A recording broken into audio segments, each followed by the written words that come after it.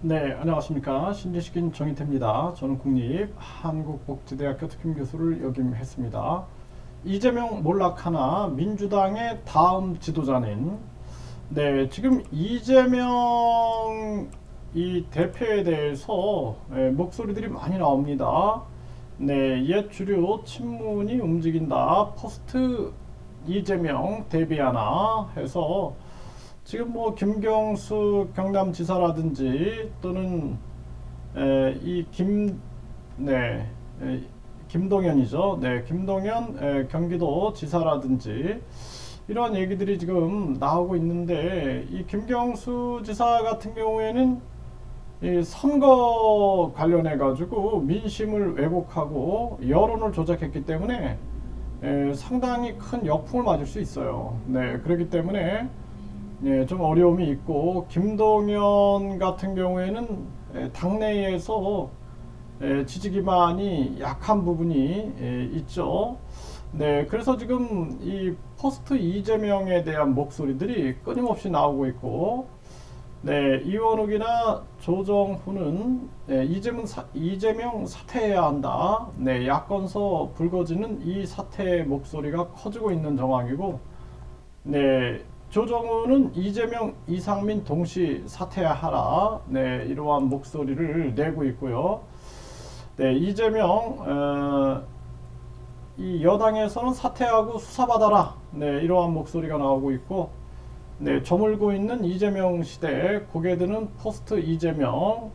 이재명 시대가 저물고 있는 거죠, 지금. 이러한 정황이고, 고개 드는 포스트 이재명의 단속 나선 친명계 하지만 거센 거죠.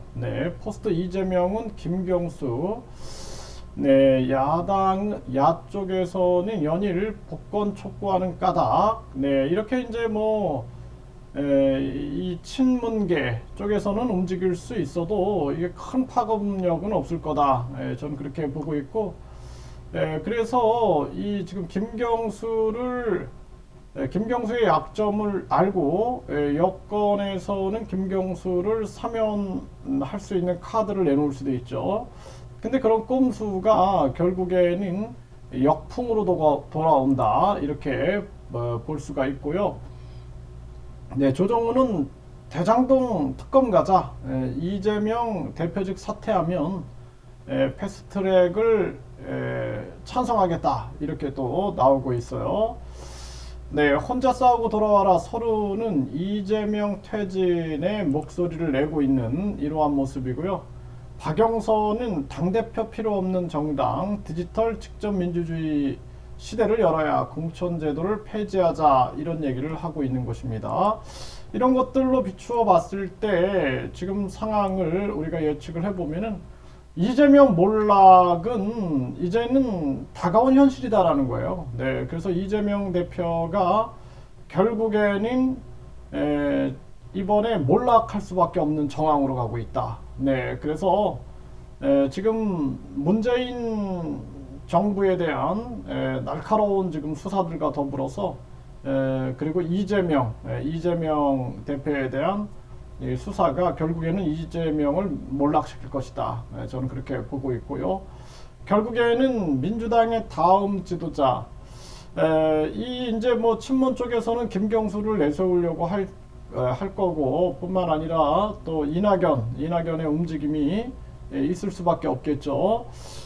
더불어서 김동연의 움직임도 있겠으나 그렇게 영향력이 미미하다라는 거예요. 그래서 결국에는 야권에서도 결국에 꺼내들 수 있는 것은 분권형 대통령제죠. 개헌입니다.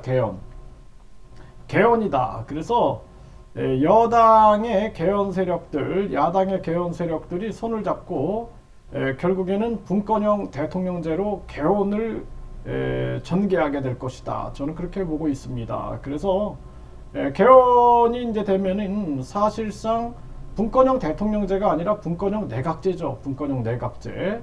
이름을 이제 분권형 대통령제라고 붙였는데, 왜냐하면 대통령이 외교 안보만 맡고 나머지를 국회의원들이 뽑은 총리가 맡는다면 그건 대통령제라고 말할 수 있는 게 아니라 내각제죠.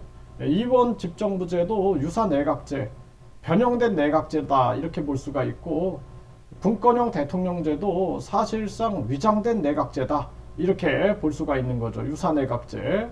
그래서 결국에는 이재명이 몰락하고 문재인 이 전 대통령 세력들에 대한 수사가 이제 마무리되는 시점에서는 결국엔 여야가 힘을 합쳐가지고 이 개헌 세력들이 움직여가지고 유사 내각제 형태로 가게 될 것이다. 저는 그렇게 진단하고 있습니다.